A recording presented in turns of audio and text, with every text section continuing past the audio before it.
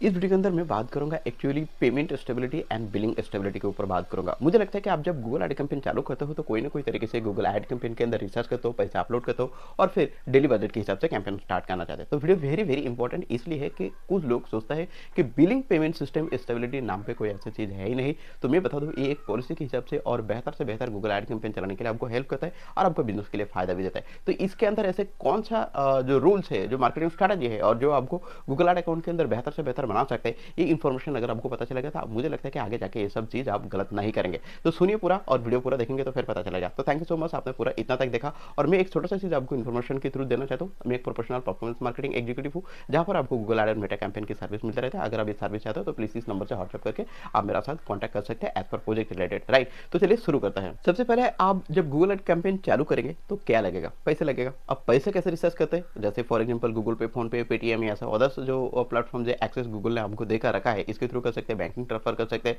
आप चाहे तो debit card, credit card, internet transfer के हिसाब से कर सकते हैं या नेट बैंकिंग के थ्रू भी आप कर सकते हैं, राइट। तो ये सारे चीज करने के बाद आपको क्या होता है, गूगल अकाउंट के अंदर रिसर्च हो जाता है। पर क्या है ना, गूगल पेमेंट सिस्टम और बिलिंग सिस्टम के हिसाब से स्टेबिलिटी भी नजर रखता है। अगर आपको गूगल अकाउंट चलाना है तो आप अगर लॉन्ग टर्म्स के लिए एक पेमेंट स्टेबिलिटी भी आप कंटिन्यू रखते हो तो गूगल आपका अकाउंट जो है ना बहुत ही अच्छी तरह से प्रायोरिटी देता है और ये पॉलिसी के खिलाफ नहीं है।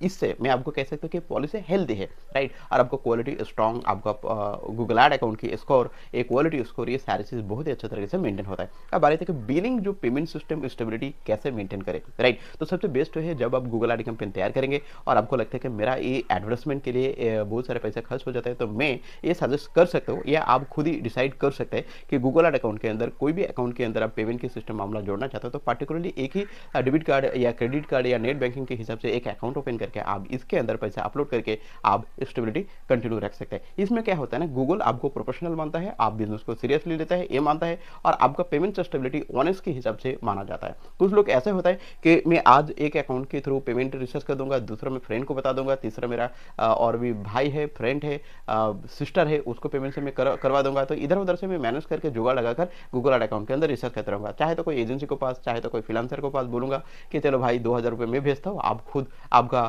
गूगल ऐड अकाउंट तो मेंटेन करे, तो आप अकाउंट से आप आपका अकाउंट से रिसर्च करिए, राइट। तो ये जो मामला है ना, ये इधर उधर करके सारे चीज करके आप क्या करते हैं, खिचड़ी पका देते हो। तो बिलिंग स्टेबिलिटी ट्रस्ट बिल करते हैं कि हाँ ये बंदा श्योर है और एक्यूरेट है और खुद का पेमेंट सिस्टम जो है ना खुद ही यूज करते हैं। आप जानते हैं कि जब गूगल ऐड अकाउंट वेरिफिकेशन करते हो, एडवर्टाइजर वेरिफिकेशन की मैं बात करूँ, तो गूगल ये पूछते हैं कि गूगल ऐड अकाउंट के अंदर रिसर्च कौन करता है, आप खुद करते हो, माई सेल्फ, या कोई ऑर्गेनाइजेशन या एजेंसी रिसर्च करते हैं। तो गूगल को ये भी जानकारी लेना होता है कि ये एक्चुअली इंडिविजुअल बिजनेस ओनर है या हो सकता है कि ये बिजनेस कोई एजेंसी के थ्रू मेंटेन किया जा रहा है, राइट। और ये रिसर्च भी एजेंसी के थ्रू पेमेंट किया जाता है। तो गूगल ये अलग नजर से देखता है, जब खुद रिसर्च करता है तो अलग नजर से देखता है। तो जब एजेंसी के थ्रू जाता है तो उसको भी एक पेमेंट सिस्टम के हिसाब से जाता है और वो भी खुद एक पर्टिकुलरली पेमेंट के हिसाब से वो रिसर्च करता है। तो गूगल को ये भी पता चलता है कि एजेंसी के थ्रू जाता है मतलब अकाउंट चेंज हो सकता है रिसर्च के थ्रू, राइट। या पेमेंट के मामला जो है ना वो एजेंसी के थ्रू होता है और एजेंसी के लाइसेंस और ऑर्गेनाइजेशन जो डॉक्यूमेंट है ना एडवर्टाइजमेंट वेरिफिकेशन के थ्रू भी वेरीफाइड होता है, राइट। पर अगर आप खुद का बिजनेस के लिए प्रमोट करेंगे, मार्केटिंग करेंगे या खुद का बिजनेस के लिए